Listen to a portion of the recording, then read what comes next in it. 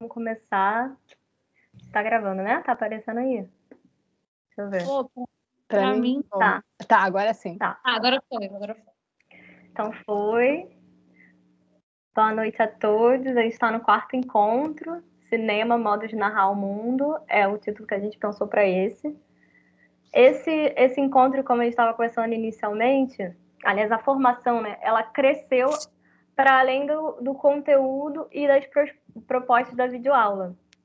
Então, essa videoaula aqui, dialética com esse encontro, que é a linguagem cinematográfica e elementos que compõem a imagem, a gente ficou pensando como construir essa aula de um jeito que a gente conseguisse mergulhar um pouco mais na linguagem cinematográfica. Fosse uma aula que a gente pudesse, para além dessas noções básicas que a gente apresenta na videoaula, dos planos, ângulos, escala, a gente conseguisse entender como se constituiu essa linguagem, né? Então eu pensei numa proposta de aula da gente entrar um pouco no que é a narrativa clássica hollywoodiana. Por isso eu escolhi o trecho do Crepúsculo dos Deuses, que ele é um filme que ele foi feito já em 50 pelo Billy Wilde, já é um filme que já passou um pouco desse momento assim que está se consolidando a narrativa clássica hollywoodiana, mas ele trabalha com esses elementos e ele faz uma crítica, né, a esse modelo narrativo representativo industrial que surge ali nos anos 10 dos Estados Unidos, se consolida nos anos 30, 40, e é um momento que no Brasil, se a gente pensar, tem a chegada massiva desses filmes, e os filmes hollywoodianos, eles dominam o nosso cinema. Então a gente está nos anos 30, nos anos 40 só assistindo isso, e é bem importante a gente pensar esse contexto histórico, né? Eu vou compartilhar um slide que aí vai me ajudar a organizar, porque eu propus uma dinâmica de conteúdo que a gente vai falar do cinema narrativo clássico hollywoodiano e vai parar no cinema novo. Então é uma experiência, vamos entender o quanto a gente consegue fluir nesse sentido, mas a ideia não é ficar num excesso, mas pensar como essa linguagem vai se conversando, né? Como mesmo nesse momento que tinha um gesto industrial, já tinha um gesto de experimentação e o cinema já era levado para outro lugar. Deixa eu compartilhar a tela aqui.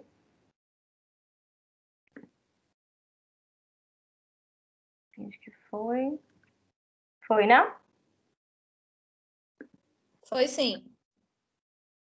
E aí, pensando muito, eu estava lendo esse texto da Laura Maria Coutinho, que quando a gente fala de cinema e educação, a gente está pensando também não só no conteúdo, não só o que os filmes disparam, mas a forma, né? Como eles são feitos. Eu separei esse trecho aqui. Aprender o que os filmes dizem, o que cada espectador, ao ver um filme, quer dizer, talvez seja a experiência educativa mais profunda que o cinema possa proporcionar. Cinema pode ensinar para muito além do conteúdo que os filmes pareçam apresentar à primeira vista. Ir ao cinema, ver filmes em vídeo ou na TV são ações que se confundem em um mesmo processo de fazer emergir pressentimentos e atribuir sentidos ao que se desenrola nas telas, em linguagem feita de imagens e sons. São as imagens e os sons que primeiro se apresentam, mas a linguagem audiovisual, movimento, cor é composta de muitos elementos e muitas nuances, sintetizados em uma narrativa. Os elementos que compõem o cinema estão, desde há muito, partilhando da vida de todos os que habitam os planetas gigantes. Assim, ver filmes, mesmo aqueles mais banais, podem ser uma experiência profundamente humana. Então, eu pensei que esses filmes foram que eu usei de exemplo na apostila, né? E aí eu pensei em trabalhar alguns textos antes de começar, alguns termos antes de entrar na narrativa clássica hollywoodiana, só para a gente ter como base. Como a turma é mista, tem gente que vem da educação, tem gente que vem do cinema, tem gente que vem das duas áreas já num exercício híbrido. Então, um termo que vai ser muito caro para a gente quando a gente entrar no que é a narrativa clássica hollywoodiana é decoupagem. A palavra decoupagem vem do francês, do verbo découper, que significa cortar. E começou a ser usada quando o cinema começou a se estruturar enquanto um modo de fazer industrial. Ela era muito importante nesse sentido de estruturar um jeito de fazer padrão e técnico. ela é mais do que a gente entende como um plano. Quando a gente faz uma decupagem de um roteiro, não é só a escala do plano, o ângulo, mas tudo que vai envolver aquela imagem. E aí eu pensei que tem uma matéria que a gente faz no primeiro semestre de cinema, que é a linguagem cinematográfica. Essa matéria na época era com o João Luiz, acho que segue sendo com o João Luiz Vieira. E aí tem um exercício que a gente faz que é o exercício de decupagem, que a gente pode fazer com o Crepúsculo dos Deuses, por exemplo, que é analisar plano a plano. E aí quando a gente faz essa análise detalhada, a gente não vai só se resumir isso, né? A gente vai pensar nos elementos sonoros, a iluminação, o figurino, a maquiagem, a ação do personagem em cena e a cenografia, que são os cenários e objetos de cena. Seria como fazer uma captura de tela de cada plano, e se o plano tiver um movimento de câmera, você pega o início do movimento e o final do movimento, né? Você vai capturar esse início e esse final, e detalhar isso o máximo possível. Eu fiz aqui do início, seriam os primeiros minutos, ainda no quarto, desse trecho final. E aí, esse exercício de decupagem, você, por exemplo, se fosse pensar essa primeira imagem que começa esse trecho final do Crepúsculo dos Deuses, né? Um plano próximo, ele poderia ser pensado num close, apesar de a gente ter mais imagens aqui. A gente tem uma iluminação que dá um ar, né, de endeusamento, uma iluminação muito contrastada, que dentro desse gênero era um elemento que era muito usado, o gênero noir. A gente vê que tem outras pessoas em quadro, então só apesar do contraste, você consegue ver que tem outros personagens. Então a gente descreve cada detalhe dessa imagem, descreveria que tem um espelho, que ela está olhando para fora de quadro, então isso insinua que ela está em diálogo com alguém. No caso, a gente também falaria o diálogo, né? Então essa decupagem envolve cada elemento de uma maneira mais objetiva. E ela foi muito usada no cinema industrial, a gente também usa no cinema independente, em geral no modo de fazer cinema, porque ela nos ajuda que qualquer pessoa que está trabalhando na equipe entenda de maneira mais objetiva o que a gente vai estar filmando. O roteiro ele ainda pode ter umas ambiguidades. E aí o roteiro decupado, que a gente chama, ele cria essa certa objetividade. Mas isso não é obrigatório, não significa que todos os filmes vão precisar passar por um roteiro decupado, né? Então fica esse exercício. Aí eu pensei que esse exercício, além da gente fazer com o Crepúsculo dos Deuses, vocês podem fazer com os filmes que vocês falaram que são os seus preferidos. Escolher uma cena, pode ser a cena inicial, a cena final, ou até a cena final e a cena inicial e a cena final, e fazer essa decupagem. Esse exercício, né, de decupagem. Outro termo que se relaciona muito com a decupagem é a mise-en-scène. A mise-en-scène inclui tudo que a gente vê, né? Tudo que é visualmente ali na imagem, que envolve o quadro. E ela faz parte de um... Deixa eu só ver, gente, se tem gente querendo entrar na sala. Não. Eu tô olhando, querida. Ah, tu tá olhando. Você consegue autorizar, né? Então tá. Consigo. E aí a mise-en-scène, ela vai envolver tudo que tá no quadro de maneira visual. A decupagem vai entrar, né, os elementos sonoros, já a mise-en-scène é só os elementos visuais, e como esses elementos visuais, eles vão corroborar para a construção da narrativa como um todo. Então, como para além de você criar uma narrativa em que você vai usar o diálogo, letreiros, né, ainda mais se você pensar no início do cinema, que era um recurso muito usado, né, você vai trabalhar a iluminação, você vai trabalhar um figurino, se você for fazer um filme de época. Mas em qualquer tipo de filme, a mise-en-scène ela tem uma importância muito grande, até no documentário, apesar dela ser mais trabalhada, a gente ter mais controle de uma mise-en-scène num filme de ficção. E mesmo tendo a tradução para posto em cena, muito se fala ainda no Brasil mise-en-scène. Só que não é um termo que você, enquanto diretor ou num processo de realização de filme, você usa. Você identifica isso previamente no seu filme. E aí, quem usa mais esses termos são os críticos ou teóricos para analisar filmes, né? Pesquisadores. Então, eu falei aqui rapidamente, né? Estou tentando falar de um fluxo, assim, porque tem muita coisa. Mas decupagem, mise-en-scène, e aí o terceiro é extracampo. O extracampo, ele se relaciona diretamente com o que está em quadro, pode ser chamado também de fora de quadro, mas extracampo é o termo mais usado, assim.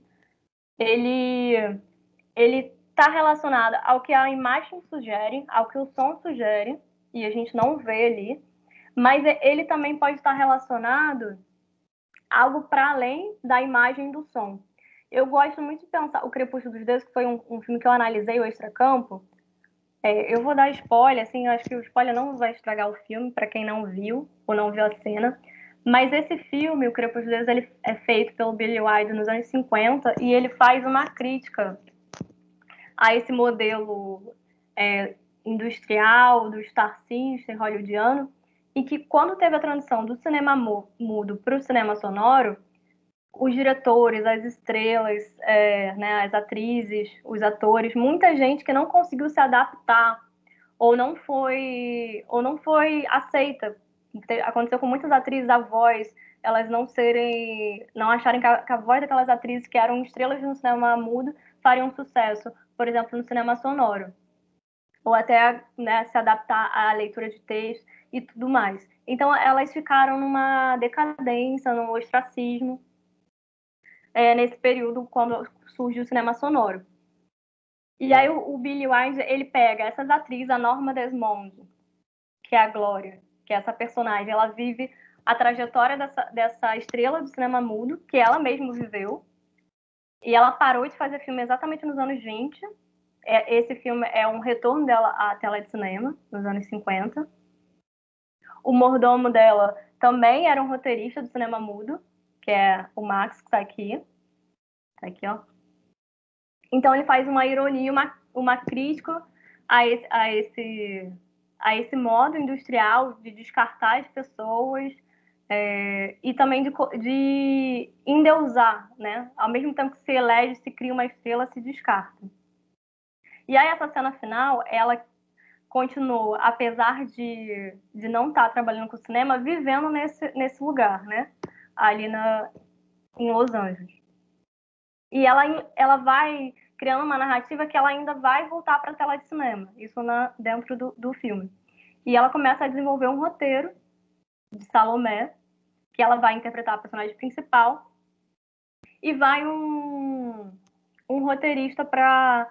Chega um roteirista na casa dela fugindo de uma dívida, e eles começam a criar uma amizade conturbada, em que ele aceita trabalhar com o roteiro dela por interesse, por estar endividado. E ela vai criando essa expectativa que ele vai conseguir fazer esse filme.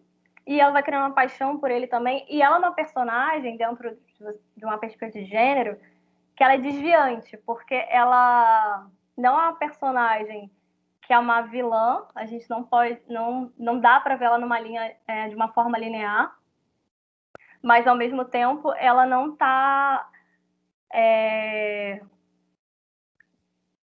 como eu posso dizer, também identificada como uma boazinha também. Ela sofreu, né, essa violência desse sistema que a renegou, né, que ao mesmo tempo que por um período ainda usou e depois a renegou. E aí no final ela acaba assassinando esse roteirista. E isso nem é um spoiler, porque o filme começa nessa cena final. E aí se desenvolve a narrativa e depois volta para esse momento pós o assassinato dele, quando os jornalistas e a polícia chegam. E aí, nesse momento, nessa cena final toda, a gente vai vendo a intensificação desse estado dela de alienação à realidade do presente dela. E é no olhar, na expressão do olhar, que a gente vai compreendendo, assim, se relacionando com a loucura dela. Então, esse extracampo, por exemplo, né, essa volta toda para falar da força do extracampo, que pode aparecer no olhar, em que a gente não vai estar imposto pelo som, você vai estar vendo uma imagem dela como se ela estivesse atuando num filme, mas o olhar nos revela essa loucura, o ápice dessa loucura dessa personagem. E aí esse extracampo ele pode ser trabalhado de diversas maneiras e ele vai potencializar o que está em quadro desse jeito que eu falei que é mais ambíguo, mais imaginativo, mas tem um jeito mais concreto que eu dou até o exemplo na videoaula, que é uma campainha tocar e você imaginar que tem alguém na porta, eu levantar, enfim, esse jeito que já anuncia a narrativa. Mas aí, indo para a narrativa clássica hollywoodiana. A narrativa clássica hollywoodiana, né, esse modo de fazer em escala industrial, que se espalha pelo mundo inteiro, no Brasil domina, né, a partir dos anos 30. Ele nasce, é importante a gente pensar, né, um contexto dos anos 10, tem a Primeira Guerra Mundial, né, de 14 aos 18, 1914 a 1918, e é um momento que está se consolidando e se fortalecendo a indústria cinematográfica em Hollywood. Ele bebe muito do drama aristotélico, que é uma estrutura de 3 atos, apresentação, conflito e desfecho, com início, meio e fim bem demarcados e uma resolução do conflito, que não necessariamente é uma resolução de conflito de final feliz, mas em geral sim, um fluxo narrativo linear, e trabalha muito com a catarse, né, com a clímax, e com a epifania também. Eu vou ter aqui epifania, mas a epifania é bem importante, que a epifania é aquela revelação que o personagem tem na trajetória dele, né, no sentido dramatúrgico. E aí, a partir desse elemento narrativo de roteiro, se buscou uma linguagem que construísse esse fluxo narrativo, que construísse esse início, meio e fim demarcado. E outra relação muito importante que vem desse drama aristotélico é a relação de causa e efeito, que é muito cara no cinema clássico hollywoodiano.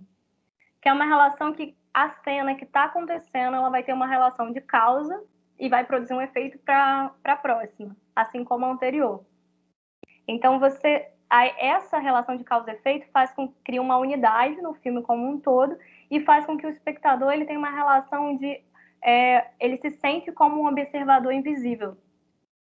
É como se ele não percebesse, e aí essa relação de causa e efeito, ela também cria a montagem invisível, que é como se você não sentisse a decupagem, né? Prevalece uma relação que o Ismael Silva, que é um teórico do cinema brasileiro, chama de transparência. Ela cria essa ilusão, e a gente pode pensar aqui, muitas vezes quando a gente estava vendo os Minutos Lumière, a gente viu uma cena de um cotidiano da gente, a gente falava, poxa, mas eu pensei, isso é uma imagem entediante. Porque a gente não está acostumado a planos que se dão sem um corte, né? A gente acha que é mais naturalista. Por exemplo, uma cena simples, você vai passar um café. Se você vê essa cena no cinema, você vai ter uma relação espectatorial de mais naturalidade se você vê isso em 15 segundos, né, que tem um corte da água fervendo e do café já na mesa, do que se você vê a duração de, por exemplo, 3 minutos que isso pode durar.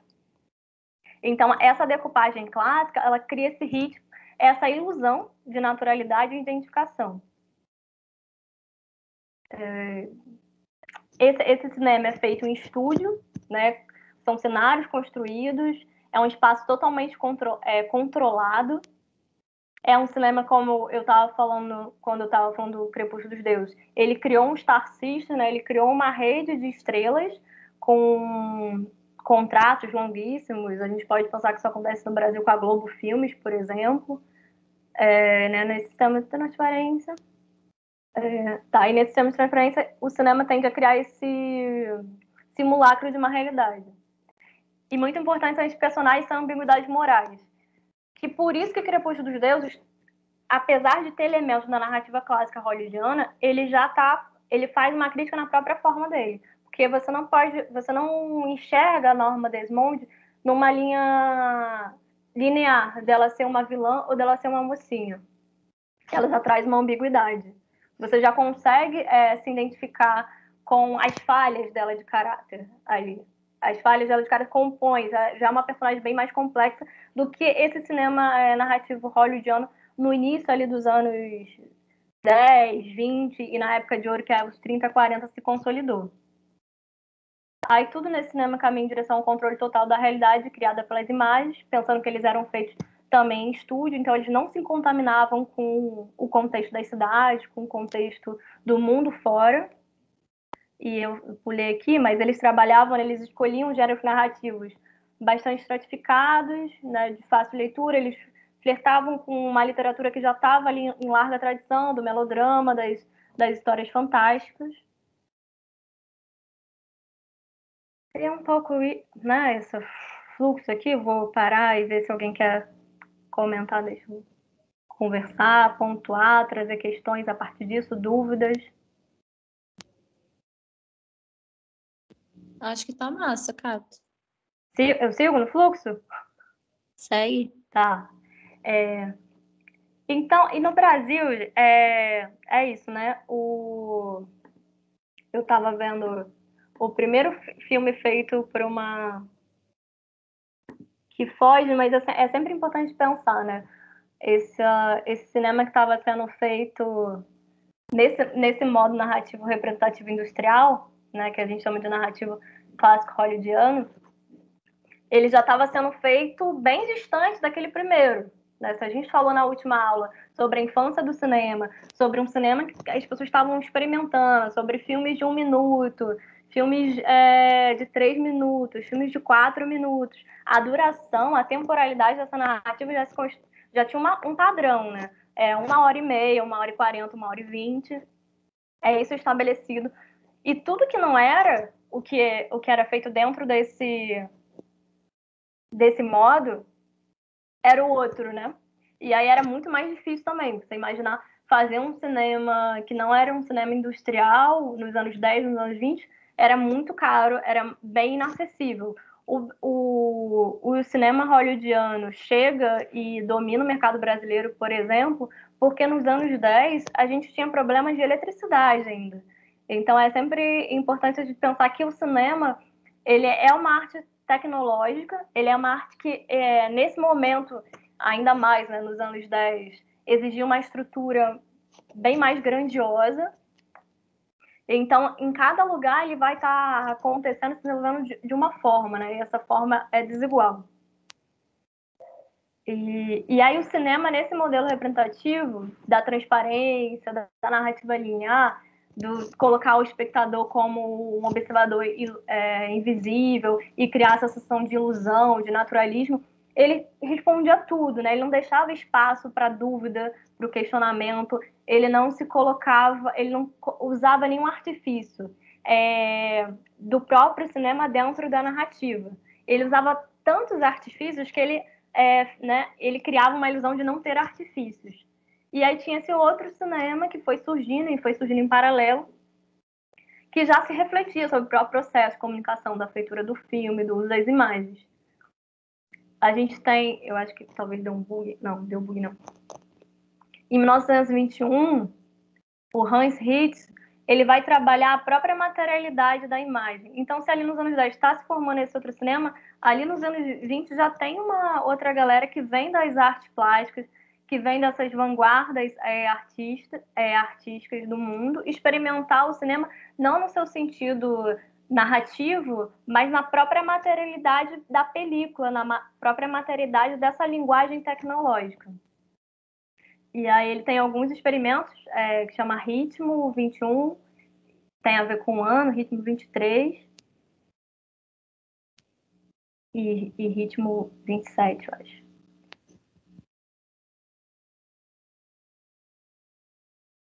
E são gestos, aqui a experiência ela fica muito reduzida, então eu vou depois compartilhar com vocês por e-mail esse PowerPoint e aí vocês cliquem para assistir direto. Mas só para a gente já pensar que ao mesmo tempo que estava se construindo essa linguagem hegemônica, já estava tendo experimentos para levar o cinema para outro lugar. E aí, uma radicalidade desse gesto é o filme Homem com uma Câmera, feito pelo Vertov, em que ele pensa essa comunicação cinemática, assim, o que é essa linguagem do cinema? Essa linguagem do cinema não precisa ficar reduzida nessa estrutura, né, de estúdio, de cenários, de atores. ela é uma linguagem direta do que eu tô vendo, né, do olho. Ele pensa essa ideia, essa metáfora do cine-olho, do cine-verdade. Então ele sai literalmente com a câmera pela cidade e vai gravar o cotidiano dessa cidade. Ele viaja por 3 cidades, né? E faz um fluxo dessas imagens, e monta essas imagens. E aí tem uma radicalidade totalmente contrária a esse cinema hollywoodiano, né? Que você tinha uma estrutura totalmente controlada e que se distanciava do mundo. Enquanto o homem com uma câmera é esse primeiro gesto que a gente tem registro, né, de um cinema que ele mergulha num fluxo de imagens de cidade para além daqueles experimentais de 1 minuto, de 2 minutos. Né? E agora ele meio travou, mas eu vou abrir então no computador, que eu imaginei que isso pudesse acontecer. E aí eu fiquei pensando num dispositivo, que eu fiquei organizando essa aula e pensando... Será que não vai para minha área de trabalho? Não foi. Como a gente pode pensar dispositivos a partir também de entrar em contato com essa história do cinema, né? Um dispositivo Vertov pode ser isso, né? Você sair na sua cidade, e aí você não precisa fazer um filme de 1 hora, mas a gente pode pensar, né, regras mais possíveis e exercícios mais simples, como um dispositivo Vertov de você sair na sua cidade, no seu bairro, e filmar um fluxo bem livre, assim, do que for atraindo o seu olhar, o seu ouvido, o seu corpo como um todo, por 3 minutos, por exemplo, e depois montar esse fluxo.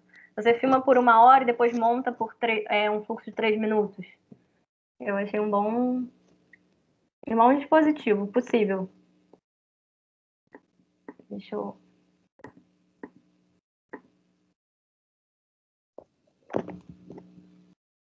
Só a gente...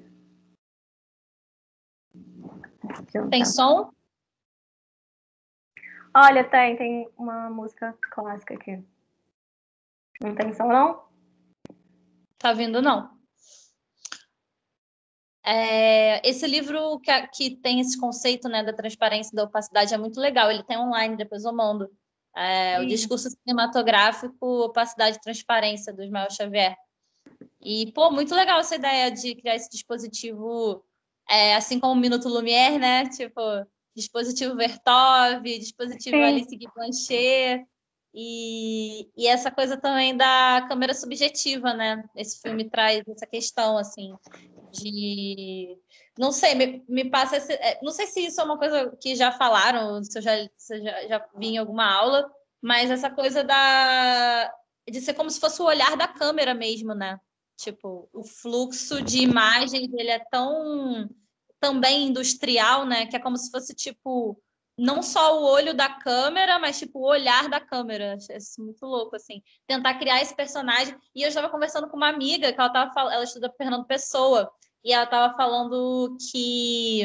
Estava falando com uma amiga que conversou com uma amiga que estuda Fernando Pessoa, e que muitos dos heteronômios que ele construiu, tipo, ele construía primeiro o personagem, né? Aí fazia todo um trabalho astrológico de mapear, de fazer o mapa astral dos personagens, e depois ele começava a escrever, assim. Então, isso é muito louco, assim, se a gente pensar, né? Tipo, como Vertov faria, como Alice Guy Blanchet faria, como ele, tipo, tentar imitar essa linguagem, assim, como dispositivo. Ótima ideia. A gente tem que fazer o nosso encontro de dispositivos. Não, e o trabalho dele, assim, a gente pensar, a gente estava num... Você falou a questão do tempo, e ela é fundante para como o cinema ele gerou esse encantamento. Ele era a linguagem perfeita nesse processo de desenvolvimento das cidades, do mundo urbano. Ele tinha uma temporalidade já de uma velocidade que conseguia tanto captar a atenção, assim, e ainda fazer você sentir que você estava numa arte do futuro, ali nos anos 10. Então, ali nos anos 10, nos anos 20, nos anos 30, o cinema, ele conseguia estar em sintonia com esse tempo acelerado, e a gente imaginar, se nos anos 10 existia um tempo acelerado, em que tempos estamos em 2021? A gente está em tempos de narrativas, por exemplo, do Instagram, que é 15 segundos.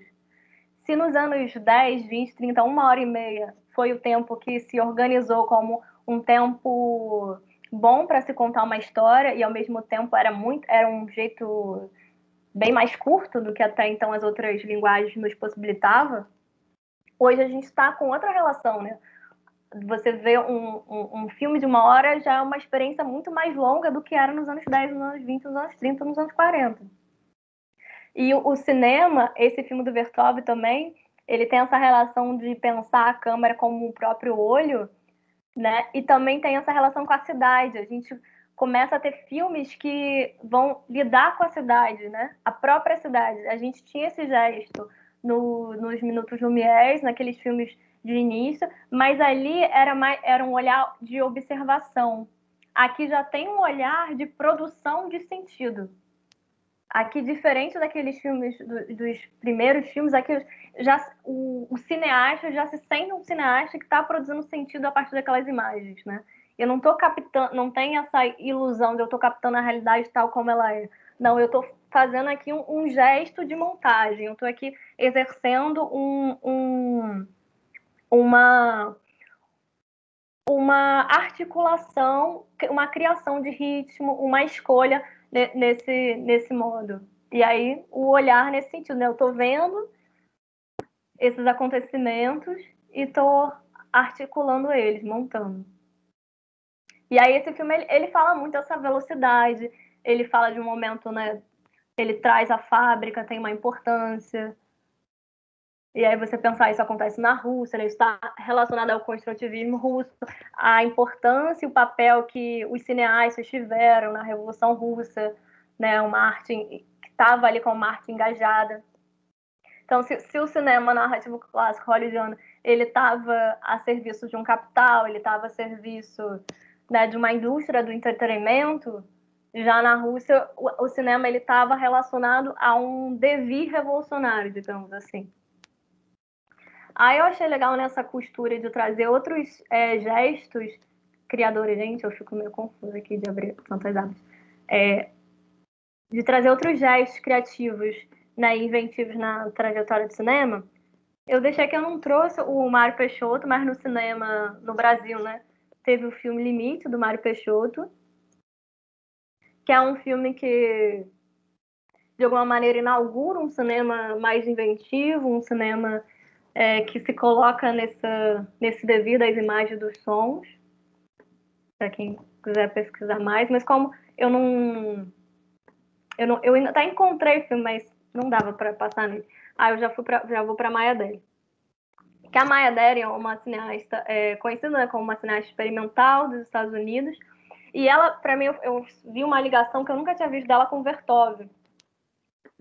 Que se o Vertov estava trabalhando essa relação do cine-olho, ela vai trazer a questão do corpo como fundante. Aí não é só mais o olho, né? É o corpo inteiro em relação com a câmera e com a imagem em movimento. Ela tem uma proposta de trabalhar a liberdade num certo radicalismo, assim, do gesto criativo, e que só o amadorismo, a experimentação e partindo do corpo, dos sonhos, da realidade não tal como ela é, mas uma realidade transformada, manipulada, poderia possibilitar esse experimento livre. E aí eu pensei também nessa ideia de dispositivos, um dispositivo Maya Deren, que ela trabalha muito isso nos filmes dela, que é o raccord, o raccord em espaços diferentes. Nesse filme isso, né, vai ser levado numa radicalidade que eu acho sublime. Eu, por exemplo, sempre quis fazer isso, ainda não fiz, vou fazer a partir desse dispositivo. E aí, o que é o raccord, né? Eu acho que eu falo do raccord só no próximo vídeo aula. O raccord, que ele se dá na montagem, né? O raccord é quando você consegue ter uma continuidade de movimento na junção de dois planos. Essa continuidade, ela pode ser construída a partir do gesto do corpo, ela pode ser construída por uma ação que acontece. Por exemplo, eu vou abrir a porta de casa, aí eu tenho um plano aberto da minha mão ali abrindo a porta, depois eu tenho um plano detalhe dessa porta. E aí você não vê esse corte, né? Cria esse corte invisível. Você tem um raccord, você está dançando, que é o que ela trabalha muito. Você está dançando, você está se movimentando em um espaço e você continua aquela movimentação, né? Como se fosse uma continuação num outro espaço completamente diferente, que é o que a gente vai assistir aqui rapidinho.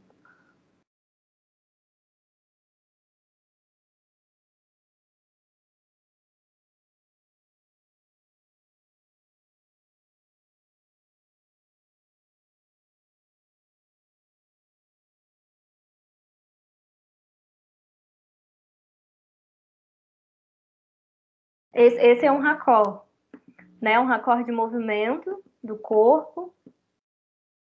Ela estava aqui escalando um galho e de repente ela está escalando a mesa de uma mesa. Depois a gente descobre uma mesa de jantar. Então, é exatamente essa transição que a gente chama de raccord. E aí vai ter o raccord pelo olhar, enfim, tem vários jeitos de você trabalhar essa continuidade, essa junção dos dois planos.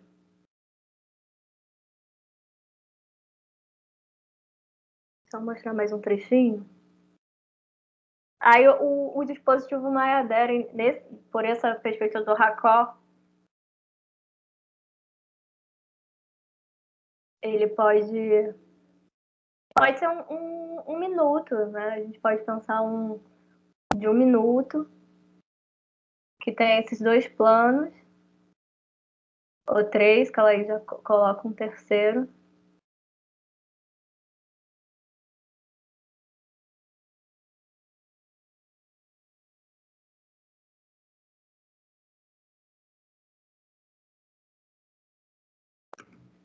Mas vamos seguir, mas... Você tava aqui, né? E a Maya Deren também, para quem não conhece o trabalho dela, hoje em dia tem muita coisa no YouTube. Também tem um site, que eu não lembro se a gente falou na videoaula, que é umbu.web. É um site que foi criado em 1996. É um site que pirateou o mundo, assim, né? O mundo inteiro é muita coisa, né? É muito mundo, mas pirateou bastante artistas experimentais de várias linguagens, mas muito do cinema. E eles têm um acervo gigante lá, totalmente livre. É um projeto incrível que continua no ar. Chama umbu.web. Depois eu mando no e-mail também.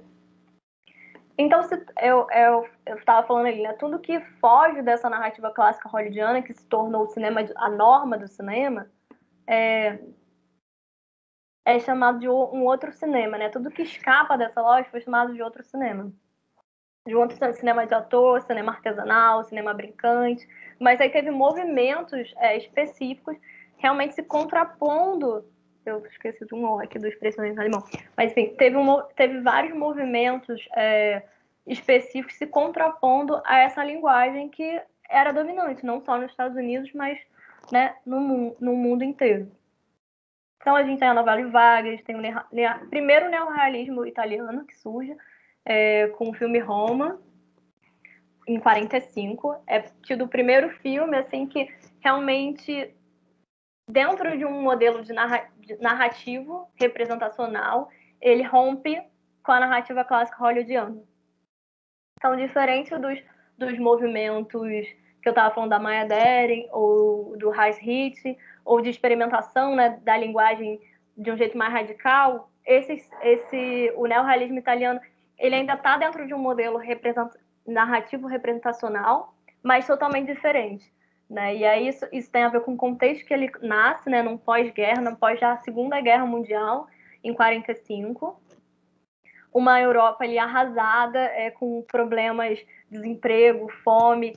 E aí, como seguir fazendo filmes de estúdio, né? Então, você começa a ter as questões sociais, culturais da época sendo abarcadas pelo filme, né? São filmes que têm um interesse e um engajamento nas realidades sociopolíticas dos seus países. E aí, com muita influência do neorrealismo italiano, da novela vague francesa, aí eu pulei, né, gente? Eu gosto muito do surrealismo. Tem, né, filme do Buñuel, tem vários filmes que a gente poderia, que tá entrando, construtivismo russo, que é o Vertov que a gente assistiu. Eu também estava pensando no cinema do cotidiano, que tem o Ozu, né? Que eu até achei que o tema cotidiano era uma coisa mais recente, mas aí eu lembrei do Ozu e ele estava fazendo cinema do cotidiano nos anos 50, nos anos 40. Então e vai ter, assim, né? Sempre vai ter. A pesquisa, ela nunca vai dar conta de tudo que aconteceu no mundo. Foi até bem difícil, assim, selecionar essa aula, porque eu sempre sentia que eu estava fazendo escolhas e tendo muitas ausências nessas escolhas, mas a ideia aqui é mostrar as possibilidades, né, e incitar o desejo à experimentação com o cinema, mostrar que ele é isso, ele pode ser muita coisa e a gente pode inventar o que ele ainda pode ser também. Então, né, essa é um pouco essa proposta. E aí o cinema novo, pensando o neorrealismo italiano inspirado no neorrealismo italiano e olhando para a própria história do cinema brasileiro. Até então, o cinema novo ele surgiu nos anos 60. E nesse momento, o cinema brasileiro ele tinha passado ciclos, né, que a gente vive até hoje, entre buscar ter uma estrutura industrial, um modo industrial de fazer cinema, muito influenciado pelo modelo narrativo clássico hollywoodiano, de pensar essa indústria, porque uma coisa também que eu só fui saber há pouco tempo, existem indústrias, né, desde muito tempo, não só a Bollywood, que é a mais conhecida, em outros países, é que a gente, em geral, não conhece o cinema industrial de outros países, né, a gente tem acesso até enquanto estudantes, cinéfilos, cineastas, ao cinema de arte desses outros países. Mas existe cinema industrial, por exemplo, no Japão, em outros lugares, Nigéria. E aí, nessa estruturação, essa busca por um cinema industrial em vários lugares do mundo.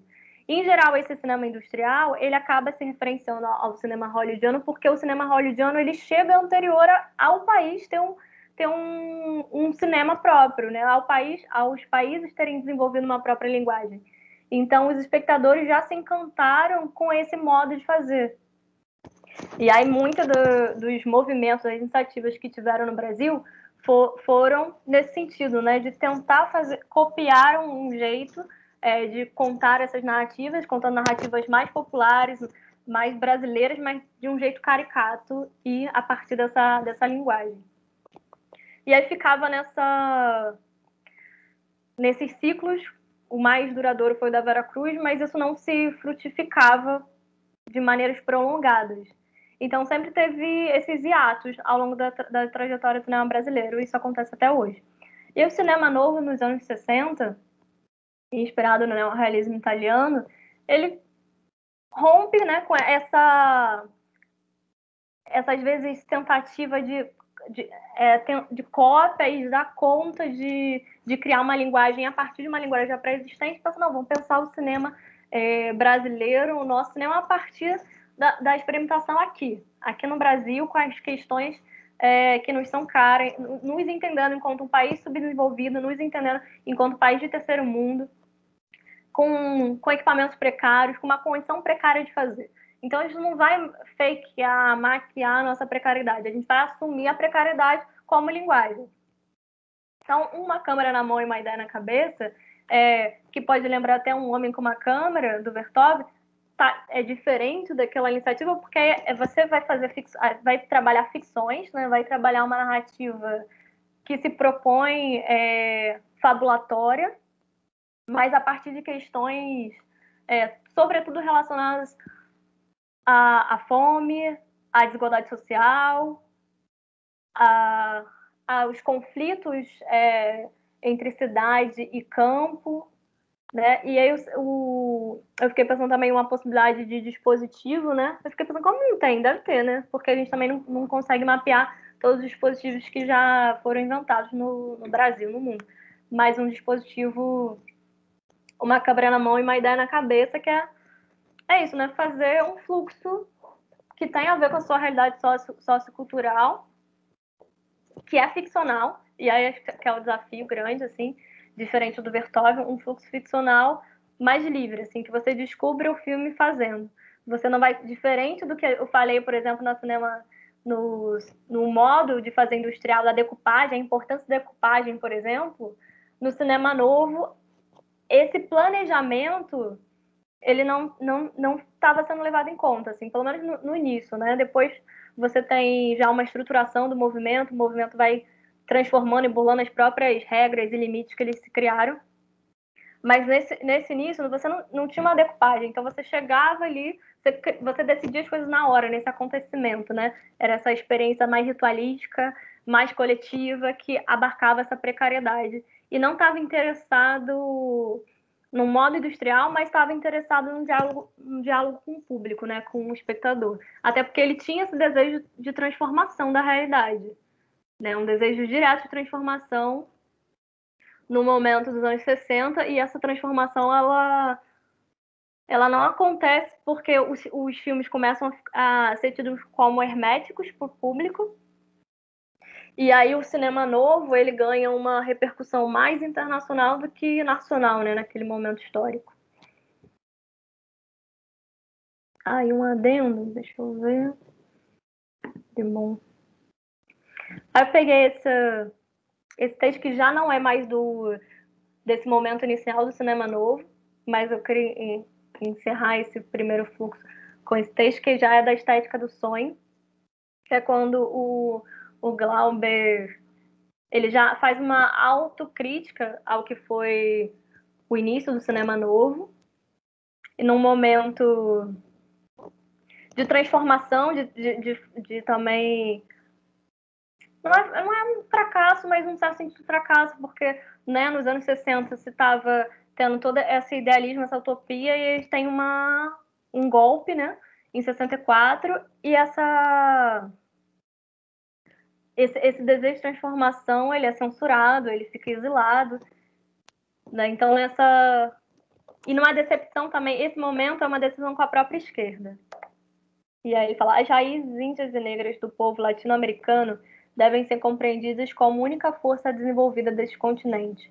Nossas classes médias e burguesias são caricaturas decadentes das sociedades colonizadoras. A cultura popular não é o que se chama tecnicamente de folclore, mas a linguagem popular de permanente rebelião histórica.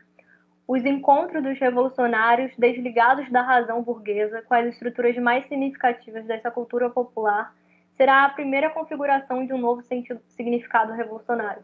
O sonho é o único direito que não se pode proibir. E ele faz um texto, né, que ele chama de estética do sonho, e é um manifesto a um cinema que não vai mais ser pautado num cinema da razão ou de dar conta de um cinema panfletário político.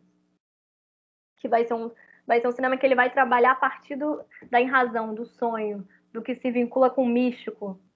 E ele faz até uma autocrítica no início do cinema novo, eles faziam muitas críticas ao misticismo brasileiro, né? A fé, as instituições religiosas, mas não só as hegemônicas. E aqui já há um outro reencontro consigo com a sua própria cultura, né, na trajetória. Vai terminar com as imagens do filme dele? Cadê que onde foi parar? Tá aqui. Que é Antônio das Mortes, o Dragão da Maldade contra o Santo Guerreiro, de 69.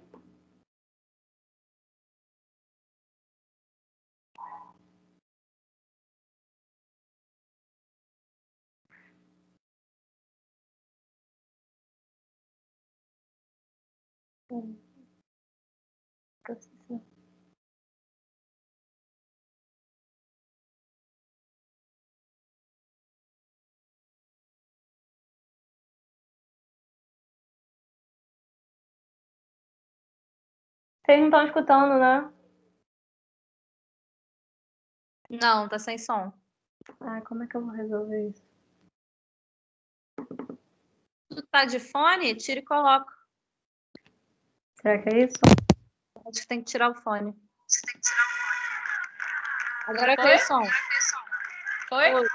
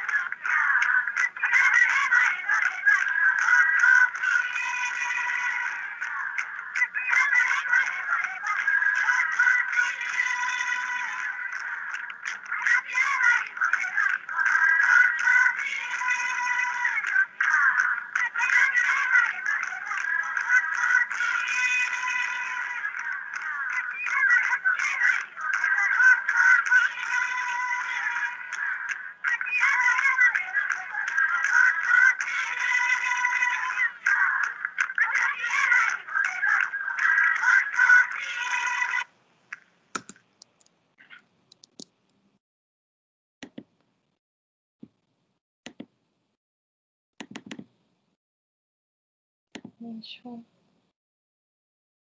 Aqui. Então, foi esse fluxo. Não, deixa eu botar o fone, senão...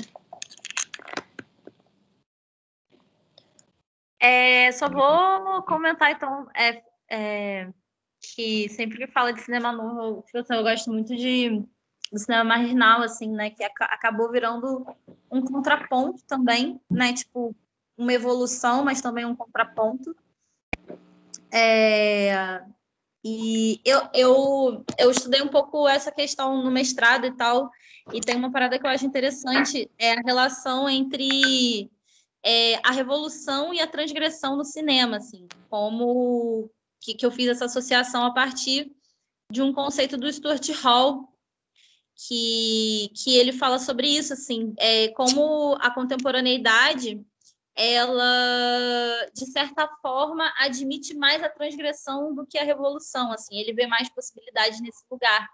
E aí, nessa pesquisa, eu fiz essa relação entre o cinema novo como o cinema revolucionário, que eles próprios se colocavam nesse lugar, né?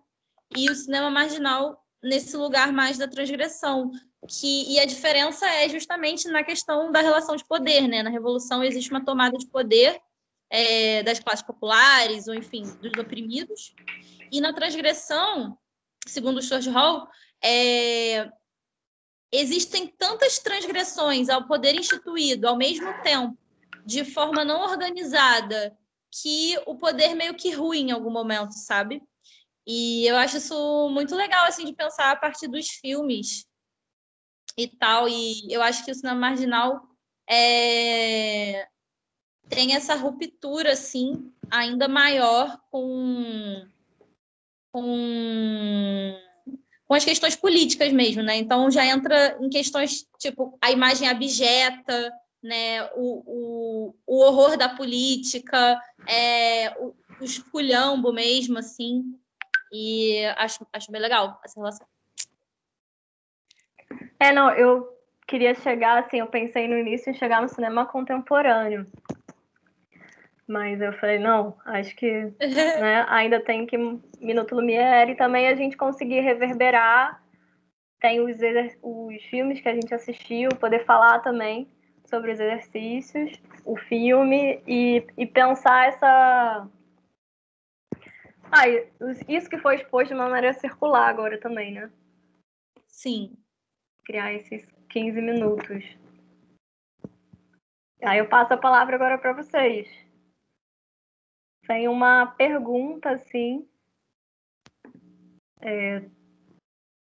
tão fechada, mas a gente assistiu também, não sei quem viu, A Vingança, que é um filme feito em contexto de escola. Eu acho que esse filme, quando eu falei do conceito do extracampo, eu podia até ter trago ele, porque eu acho que o Lucas e a turma em si conseguiu criar uma narrativa que fala de algo tão forte, que tem uma cena de estupro, né? E conseguiu fazer isso sem atualizar a violência, usando exatamente a força do extracampo, né? Quando você não vê uma imagem, mas você entende o que está acontecendo pelos signos que estão ali. E eu acho que o extracampo ele tem essa força muito potente de quando a gente vai falar de coisas que são tão violentas, a gente não precisa atualizar a violência em imagens, porque às vezes a gente produz uma nova violência nesse tipo de atualização, mas a gente consegue criar com elementos do extracampo essa narrativa também. E eu acho que isso é muito forte na Vingança, né? E eu achei que eles eram uma turma já mais velha, né, do ensino médio, mas eles tiveram muita maturidade de escolhas narrativas ali.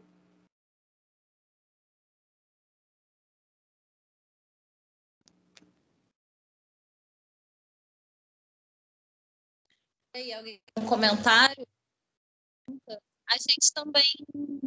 Ai, meu Deus.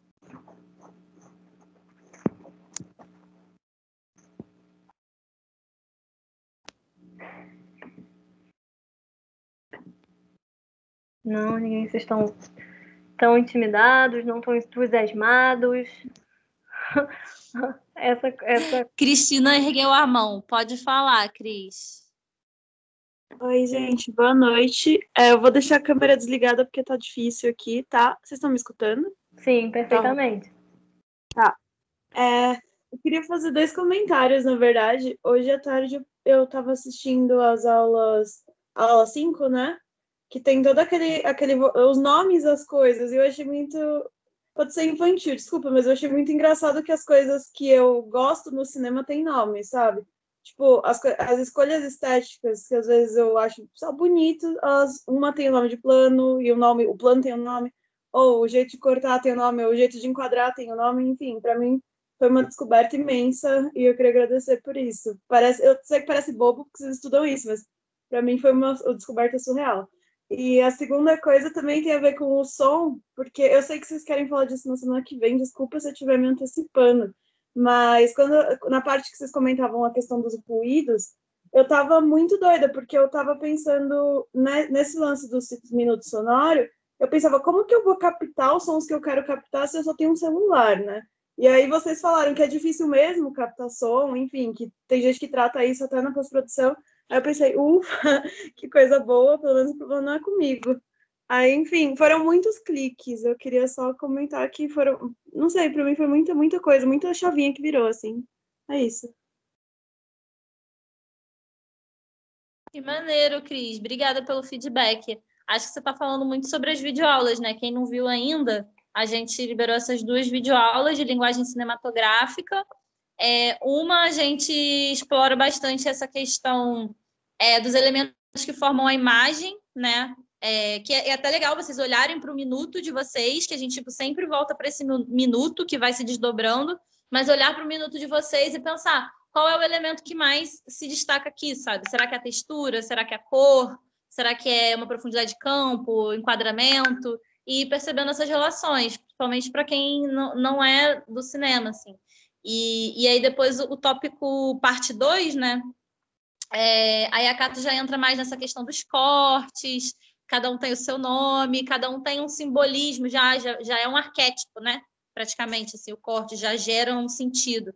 Mas a gente pode estar sempre desconstruindo também. Essas 2 videoaulas a gente falou bastante sobre isso, e a gente está tentando tipo, que essas videoaulas sejam um ponto de partida, mas que nos encontros síncronos a gente avance, sabe? Que a gente desenvolva mais. Então, a Cato está trazendo esses momentos mais expositivos também para isso. É isso. Eu adorei a sua exposição hoje, Cato. Também foi muito bom para mim. E eu fiquei pensando como a gente pode criar, apesar da gente ter uma dificuldade técnica, né, esse espaço de troca a partir das imagens, dos sons. Então, por isso que eu passei esses 3, né, o trecho do Crepúsculo, dos Deuses e esses 2 curtas, porque faz parte também da proposta da pedagogia do cinema e como a gente se apropria dela, esse momento da gente conversar a partir dos filmes. E aí pensar eles também, não só o conteúdo, conversas disparadoras de temas, mas a forma como eles são feitos, né? Escolhas. O Rachanchan do casal da Danielle Roulet e do Strobe Roulet, ele tem, para mim, ele tem dispositivos, né? Também que a gente começa a ficar obcecada com essa palavra dispositivos.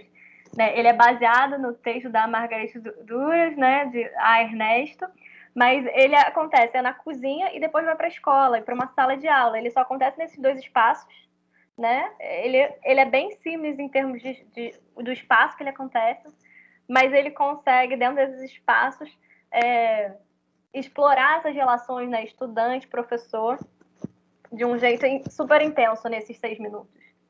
Né? E é isso. E ele escolhe fazer um filme preto e branco, que já é uma escolha desses 2 cineastas, que é um filme de 80, não, é um filme que já poderia ser colorido, mas é uma escolha. 84, eu acho, o filme. Então, tem escolhas ali formais que potencializam e que também podem criar esses outros exercícios, né? A gente criar uma narrativa em 2 espaços, da casa, ou explorar um único espaço, explorar a própria sala de aula. Você, numa escola, um filme que é feito em sala de aula já dispara ali possibilidades, gestos, os enquadramentos. Tem momento que o professor ele não aparece, aparece a cabeça cortada do professor, né? Você só vê o corpo e a relação da mesa. Então, ele consegue também, a partir de planos não convencionais, criar esses elementos da relação de poder, da relação de imparcialidade, de impaciência daquele professor com o Ernesto que se nega aprender o que ele não sabe, ele só quer aprender o que ele já sabe. E aí tem uma coisa que volta para o próprio cinema e volta para próprias imagens, que é o Ernesto, ele vê uma coisa, ele não vê só uma coisa. Então ele vê a Terra, né, um globo terrestre, ele não só vê um globo terrestre. Ele vê uma borboleta, né, um animal ali petrificado, ele fala, não, isso é um crime. Então ele tem a metáfora. Quando você falou do Fernando Pessoa, vendo esse filme, o Rachachão, eu lembrava do Fernando Pessoa. Quando às vezes a gente já nomeia o que é as coisas, parece que elas perdem a magia. Então, né, uma imagem ela pode ser muita coisa. Um objeto ele pode ser muita coisa. Ele não é só o nome que a gente dá a ele. Eu lembrei de mais uma coisa também, a partir do que a Cris falou, que são os bancos de som, né? Que, assim, eu, por exemplo, também, vocês vão ver lá, eu já botei meu minuto, também fiquei assim, meu Deus, como que eu vou fazer isso? Porque eu queria, tipo, sons de mensagens do WhatsApp incessantemente, e eu não conseguia fazer isso no meu próprio celular e gravar e tal. Aí eu fui, baixei, tipo, então, bancos de som são bem legais também. Mas, aí eu queria muito ouvir vocês. Alguém mais quer fazer comentários? Eu vi recentemente um filme chamado O Sacrifício, do Tarkovsky, e uma das coisas que me lembrou muito quando a Cato falou a respeito do extracampo é que tem uma sequência em que a casa da personagem é invadida por um homem que está agredindo ela, assediando ela. E é interessante porque ele fica no sofá e ela na mesa. E a câmera fica parada e o plano é só em cima dela. É só ela na mesa. E você fica ouvindo ele falar para ela fazer as coisas. E aquilo vai incomodando. E é muito interessante porque a Cato falou a respeito da questão da violência, né? Como às vezes a violência não precisa ser explícita. Ele naquele gesto, naquele comando, foi me dando uma angústia, uma aflição, uma vontade de falar, não faz, sai daí, sei lá, entendeu? Reage, né? E como era agressivo, como era forte, como era violento aquilo, sem mostrar violência nenhuma, apenas no diálogo em que se travava com uma pessoa que você não via, né? O opressor, você não via o opressor, você só ouvia a voz do opressor e a reação da pessoa fazendo o que ele estava mandando, né? Isso foi uma coisa que... São dois comentários. Esse foi o que me remeteu imediatamente, essa ideia do extracampo, né? Como é que ele pode ser realmente vivo. E com relação ao Ernesto, né, do Rachachon, o que eu achei interessante é a visão da criança, né? Assim, qualquer um falaria borboleta, e ele falou um crime. E quando ele fala do globo, né? Ele fala que o professor gosta da cara dele, né? Isso aqui é uma bola de futebol. Ele não, é isso e a terra. Né? Ele complementa, ou seja, ele não é um idiota, ele sabe disso, ele apenas está contestando. Eu achei muito interessante esse filme. Enfim, nada comentários que eu queria fazer. Eu pensei em trazer o Esculpir o Tempo, do Tarkovsky. Eu até botei aqui o PDF. Né? Mas é isso, eu tava com mania de melogomaníaca, não dava para trazer tudo, mas esse livro é muito interessante, assim, ele vai contando a trajetória dele enquanto cineasta, o pensamento dele em torno do cinema, do tempo. É um livro poético, muito incrível. Tá aqui no chat, eu mando também por e-mail. Massa ter trazido esse exemplo, porque eu fiquei pensando nele, no cinema dele, né? Eu acho que todo mundo que está aqui já falou do seu Minuto Lumière, né? O primeiro, sem ser o do som. Alguém não falou? Todos falaram. Tu não falou do seu, né? Mas eu acho que é melhor falar em bloco. Alguém... A Carol Rodrigues? Não, Carol. Acho que ela quer falar. Você quer falar, né, Carol? Pode falar.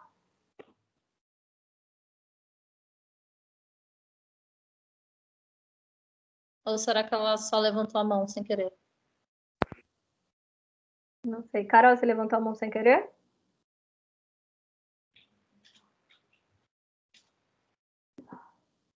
Acho que sim. É só que eu acho melhor falar no bloco que tem as outras pessoas, né? Pra não ir pro Minuto Lumière agora, assim. Beleza.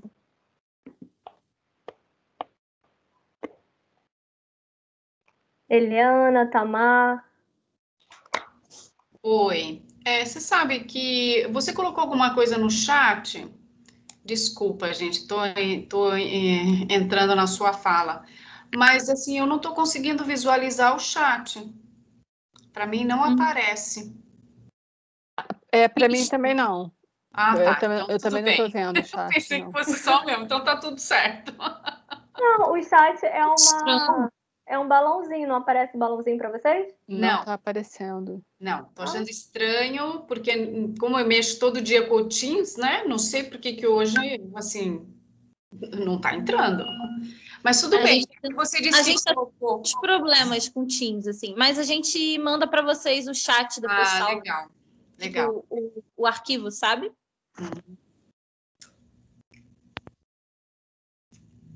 Tá aparecendo uma mensagem aqui que é só para os membros, chat. Só pros membros. Calma aí, deixa eu ver isso. Bom, pelo menos para mim tá assim. Convidando. Tornar um participante. Eu não sei como tornar as pessoas membros. Não, mas tudo bem, Catu, porque como você vai mandar por e-mail, não Tá. tem problema. Eu só não queria perder a informação, né? Sim. Agora, vocês estavam perguntando, né, do trabalho. Eu não consegui fazer. Pensei em como fazer o som e ainda não resolvi ainda como fazer o som, tá? E aí não consegui fechar. Tá bom, vamos ver se consigo fazer essa semana. Ainda dá, né? Sim. E aí pensa que pode gravar com o celular. Eu acho que é isso, não vai ficar.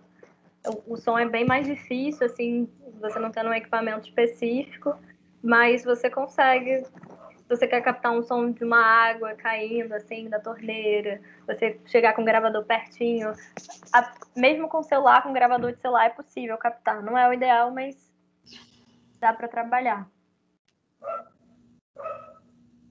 A Carol apareceu, acho que ela quer falar, Carol? Não sei. Você tá sem som. Ah, você não sabe por que você tá sem som? Deixa eu ver. Se você tiver de fone, tenta tirar o fone. Eu tô tentando chamar as pessoas como participantes. Eliana, vê se agora você consegue acessar o chat. Por favor. Não aparece o balãozinho. Não aparece. Ah, tá. É que eu tornei todo mundo participante agora. Não sei se vai fazer diferença. Tira o fone e coloca então, Carol, pra ver se você consegue. Já fez? Eu continuo aparecendo como convidada. Todo mundo tá como convidado. Uhum. Não tá como participante, não. Não sei, Carol. Mas sério, Você não vai conseguir te escutar, né? Poxa, tá. Tira o fone. Fica sem fone, calma Carol. aí. Ah, não tá com fone. Que louco. Tomaram participantes com... Entendi. Deixa eu ver. Vê se alguma coisa mudou. Não, é alguma coisa na configuração, acho que talvez na hora que entra na reunião, alguma coisa. O Teams, ele é assim mesmo. Uhum. Meu Deus. Não, Carol. Tá.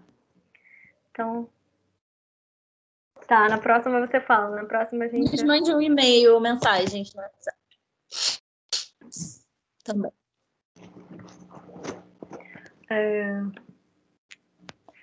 E sobre Crepúsculo dos Deuses, vocês já tinham assistido? Vocês assistiram esse trecho final? Vocês já fizeram algum exercício de decupagem? Já assistiram algum filme, algum trecho de filme decupando plano a plano, pensando nesses elementos? Eu fiz do Pântano, da Lucrécia Martel.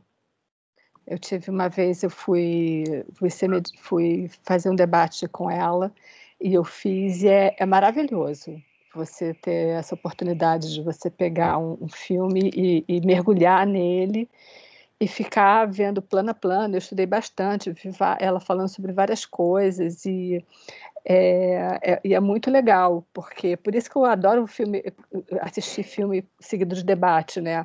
Porque o que o cineasta, o que o realizador tem para falar e trocar com a plateia é sempre muito rico, é sempre muito complementar aquilo que você assiste, a tua experiência de assistir, né? A experiência dele de realizar, de fazer, da intenção do que ele quer. Isso, pelo menos, eu acho, para mim, é uma coisa muito fascinante, porque fala, tipo, caralho, é verdade, eu não tinha pensado nisso, ou caramba, eu percebi isso, né? Você tem ali uma cumplicidade, né, entre aquele que fez e aquele que assistiu. Então, é muito legal. Foi uma experiência que eu amei, adorei, adoraria fazer outros debates e ficar viajando nesse estudo, né? É um estudo sobre o filme. E aí você vê detalhes. Assim, eu adoro ver filme mais de uma vez. Isso é uma paixão minha. Eu assisto filmes várias vezes, não todos, é claro, mas assim, eu tenho esse hábito de ver filmes várias vezes, mas com essa intenção de você decupar, de você estudar, de você mergulhar no filme, é muito enriquecedor. Eu tenho feito, desde o meu mestrado, né? Como eu sou da área de letras, da área de literatura, eu sempre trabalho com a relação entre a literatura e o cinema, né? Mas, assim, num primeiro momento, muito mais preocupada com estruturas da narrativa, né? Muito mais voltado para a teoria literária. E fiz o meu mestrado na década de 90. Eu fiz a análise do Memórias de um Sargento de Milícias, que foi num programa especial que se chamava Vidigal, do núcleo do Guel Arraes. E dali, né, desde esse período, eu venho trabalhando com as adaptações, né? Faço algumas, assim, eu sinto muita falta, assim, de uma coisa talvez mais específica, sabe, da linguagem, porque eu quero olhar aquele plano. Bom, primeiro que eu sou ruim pra caramba para pensar nessas coisas, e assim, eu quero olhar aquele plano e entender qual é a construção do seu significado. Porque você tem no texto literário, a base do texto literário é a palavra. Então, o que aquela palavra me traz de uma emocionalidade, né? E de toda uma produção de sentidos dentro da literatura, e que você cria a sua imagem, né, mental. Tem alguns textos que são belíssimos do ponto de vista da linguagem. O Graciliano, ele tem um livro que se chama Infância, que não se trabalha muito na escola, porque se favorecem alguns textos, né? Mas são vários capítulos nesse livro Infância que ele vai contando um pouco, ele tem um caráter meio autobiográfico. E ele tem um capítulo que é clássico, que é o Cinturão, e que, assim, tem uma expressão que ela vai aumentando, que é o pai dele que vai dizendo: onde está o meu cinturão? Onde está o meu cinturão? Veja, uma expressão super simples que vai criando uma tensão durante a narrativa que faz com que você tenha o encantamento dentro do texto literário. Quando você vai para o cinema, a linguagem é outra, né? E eu sou contra ter uma visão preconceituosa. É muito difícil você falar isso, às vezes, na área de letras, né? Na área acadêmica, de teoria literária, né? Eu não vejo a adaptação como algo ruim. É como qualquer livro. Tem livro bom, tem narrativa que é boa, tem narrativa que não é muito boa. Tem filme que é bom, tem filme que não é muito bom. Não é o fato de ser uma adaptação. Então, eu tenho feito, sim, algumas leituras, né? E eu vou usando... eu tenho usado o Flávio Campos, o Doc Comparato, o Ismael Xavier, né? Que é uma referência também, o Bernadette, que também é uma referência, o Christian Metz, que vai falar também sobre a linguagem do cinema, né? Mas eu não tenho muito a prática, sabe? De mexer, de olhar, de ter um pouco melhor essa sacação, né? E tem coisas que eu acho que são belíssimas no cinema. O Pai contra a Mãe do Machado de Assis foi adaptado pelo Sérgio Bianchi, né? Ele faz uma coisa baseada, né, no Pai contra a Mãe, tem aquela coisa toda da relação entre o branco, o negro, né? O problema das relações de poder. E quando ele vai escrever, quando ele vai filmar o Quanto Vale é por Quilo, tem uma cena que eu acho fantástica, que é o Lázaro Ramo, ele tá assim, numa janela com grade, com o braço para fora, né? E ele falando, né, que olha, hoje nós ainda estamos no navio negreiro, isso ainda é um navio negreiro, e a câmera pega assim, faz um enquadramento só nele, assim, você só vê a grade, você olha e fala, não, é um navio negreiro. Aí ela vai abrindo e você vê que é a janela de uma prisão. Aí você vê um monte de outros braços, tudo para fora, né? E isso dá uma expressividade para o filme, né? Assim, é uma das cenas que dá uma grande expressividade. Isso que eu acho legal dessa linguagem, entender onde é que está, captar onde é que está o encantamento da linguagem. Assim como você tem o encantamento na linguagem literária, na linguagem dos quadrinhos, né? É entender o que faz. O que mais me surpreende é o seguinte: o que faz aquele texto me emocionar? Às vezes não tem nada naquela imagem, mas ele te emociona, né? Como no texto literário, essa coisa do encantamento, isso que eu acho legal. E eu acho que o processo de decupagem vai permitindo entender onde que está o que a gente... Eu também trabalho com um autor que é da área de estudos culturais, né? São dois autores, o Martim Barbeiro e o Orozco Gomes. Eles vão falar de uma gramática audiovisual. E a gente está sempre falando na área, né, da gramática audiovisual. Eu falei, não, mas gente, pelo amor de Deus, a gente está falando de gramática audiovisual, eu preciso estudar, então. O que é isso?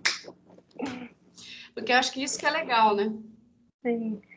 Eliana, acho muito interessante, queria comentar uma coisa que você falou. Primeiro que tem esse programa de alfabetização audiovisual, que existe esse projeto, né, que tem exatamente esse nome, é muito legal.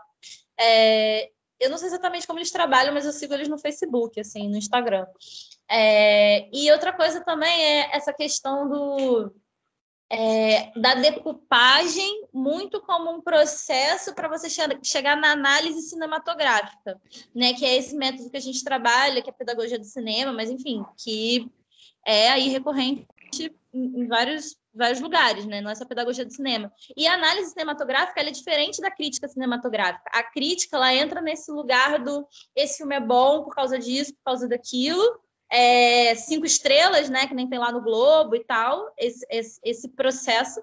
E a análise, ela não passa tanto por isso, porque justamente ela vai fazer essa decupagem, muitas vezes, para você fazer análise, você faz a decupagem, mas você vai fazer análise cinematográfica num lugar muito de descobrir sobre o que o filme é, né? De descobrir essa intenção também por trás, né? Porque a gente está sempre falando, o que será que o autor quis dizer com isso, né? A gente está sempre nesse lugar, o que você quis dizer com isso? Eu quis dizer que não sei o quê. Então, cai nisso, assim, de você estratificar o filme e pegar informações ali que tem relações históricas, relações sociais, estéticas, políticas, enfim. E tem um texto muito, muito legal, eu esqueci o nome da autora, é Maria o nome dela, ela é portuguesa. E ela faz isso de uma forma muito simples, assim, explica o que é a crítica, o que é a análise e propõe isso como método. Depois eu vou resgatar aqui e coloco para vocês também. É bem legal.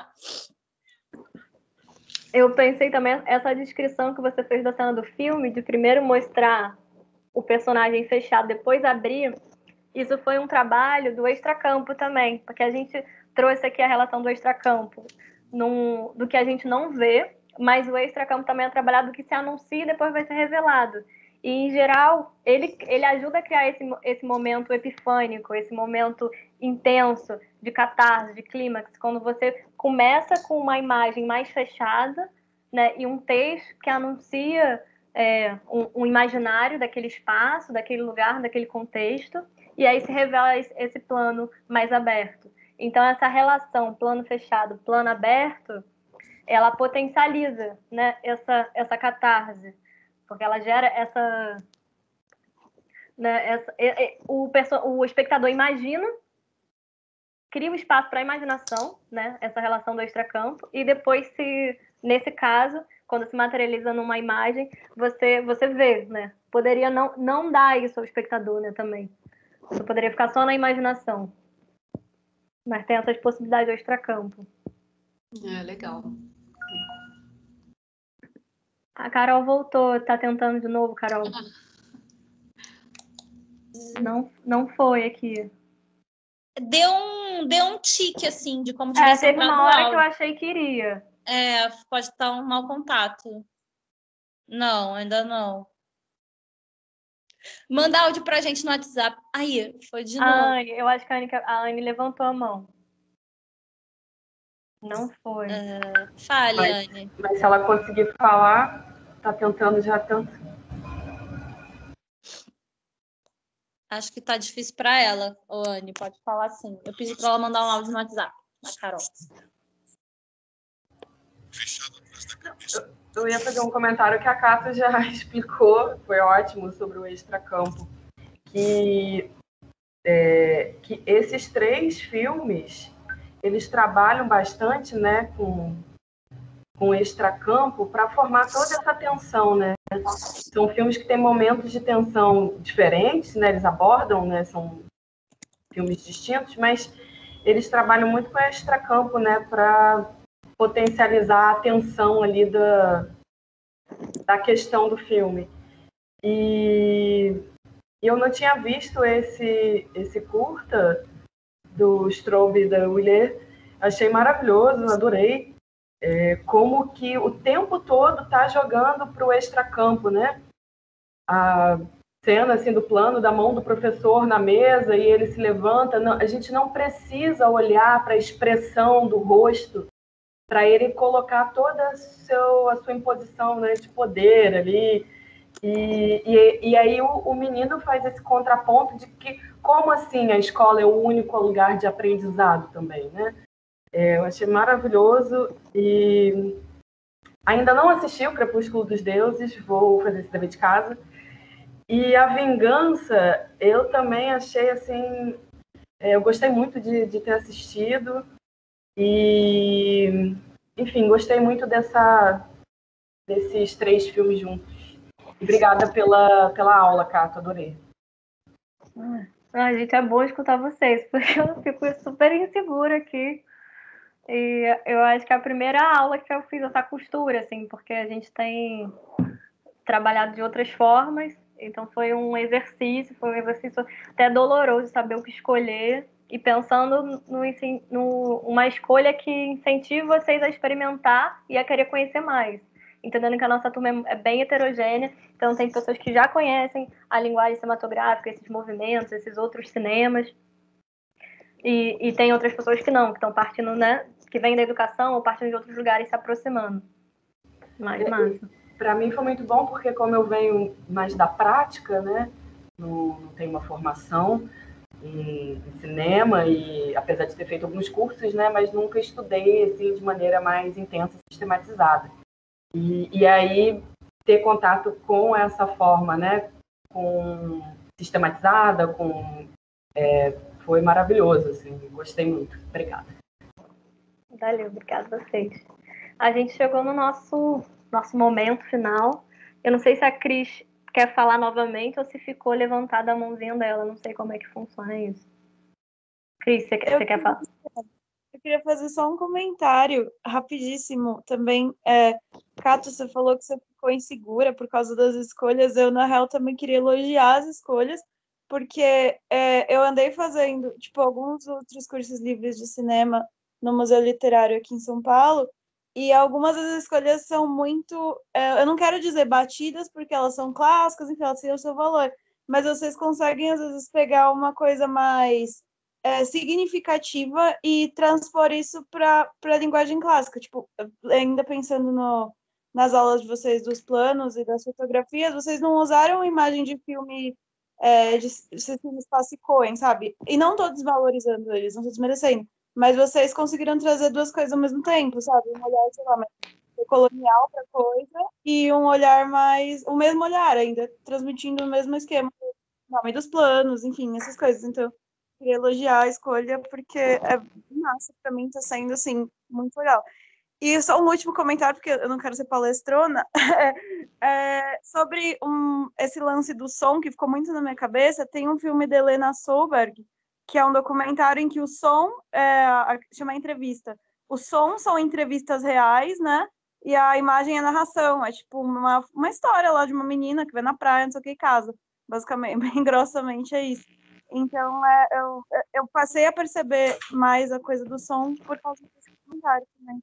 É isso, obrigada. Nada. Inclusive, eu fico pensando às vezes que acabo contando uma história que é muito mais da imagem do cinema do que do som do cinema, né?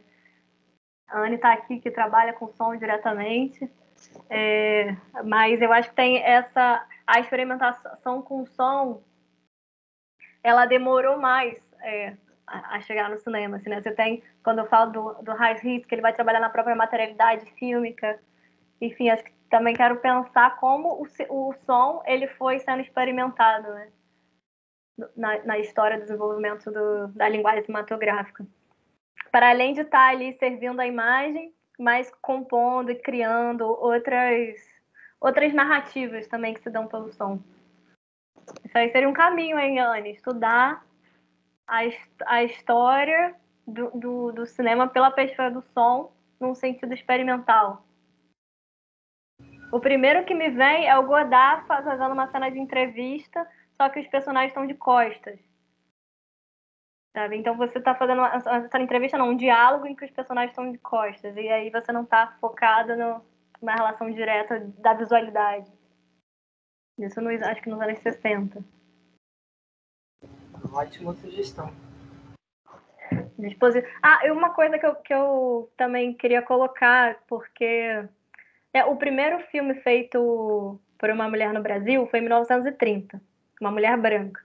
O segundo feito no Brasil por uma mulher negra foi em 1984.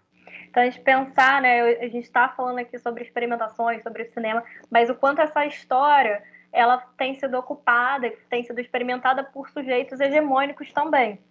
Então, a gente agora, o cinema contemporâneo, que eu não cheguei, e que acho que na aula de montagem vou tentar falar mais dele, ele só nesse gesto de ter outras pessoas, outros personagens históricos trabalhando com essa tecnologia, com essa linguagem, já está transformando essa linguagem. Para que ela serve? Qual é o objetivo dela, né? Então, ela está em constante transformação. Apesar de a gente ter mais de 100 anos já do cinema, da linguagem cinematográfica, a gente tem um acesso a grupos fora desses centros urbanos, né? Também, e fora desses centros urbanos de poder recentemente. A gente pode pensar nos últimos 30 anos que a gente tem, de fato, novos sujeitos fazendo cinema. Aí no Brasil, por exemplo, a gente tem isso acontecendo de uma maneira efervescente nos últimos 20 anos. Então, e isso vai mudando a linguagem, isso vai criando outros modos de fazer e outros modos de contar narrativas, né? Criar essas narrativas, contar essas narrativas. Então fica aí, e aí amanhã mando e-mail para vocês, e a gente se encontra na próxima terça. Aí esse minuto sonoro a gente vai entender como a gente vai criar essa dinâmica coletiva, porque o som aqui também ele fica prejudicado na dinâmica do Teams, né? Porque sai o som do computador que não sai na qualidade máxima, ele já sai, eu acho que manipulado, deturpado. Então a gente vai entender a melhor maneira de criar uma dinâmica em que a gente consiga escutar esses sons de todos. Né, Isso. Isso. A gente combinou hoje da gente não fazer como a gente fez com o outro, né? Que a gente assiste junto, a gente vai pensar uma outra dinâmica e a gente vai continuar trabalhando em cima desse Minuto Lumière que a gente já fez. E é isso. Semana que vem é mais pacato também, dando spoiler já. E a gente se vê, então, semana que vem. E um spoiler do exercício, o HB ele fez um exercício extra do minuto dele. Aí ele filmou o mesmo lugar. Eu achei essa ideia incrível. Ele filmou o mesmo lugar, só que no horário à noite. Ele tinha filmado o Calçadão de Caxias no horário comercial. Ele fez o mesmo plano no horário não comercial, né? Um lugar vazio. Então, se Lembrando que fizer ele sentido, né, transgrediu. para vocês. Ele transgrediu, mas tudo bem. Ah, eu não vi ainda todo. Por que que ele transgrediu? Não, porque a ideia era a gente botar um som no que a gente já tinha feito, né? Não, ele fez transgrediu os a dois. ideia. Ele mandou o som e mandou um novo Minuto Lumière. Ah, tá, entendi. Eu não vi ainda, vou lá ver. Aí, se alguém, se fizer sentido para o Minuto Lumière que vocês fizeram, filmar em outro horário, também fica aí essa possibilidade de exercício. Não para a gente ver coletivamente, mas um exercício legal. Então é isso, gente. Obrigada. Boa noite. Beijão. Um abraço. Boa noite, Boa obrigada. noite, beijos. Obrigada. Até Valeu, semana que galera. vem. Obrigada. Valeu, tchau. Tchau, tchau. Beijo, obrigada.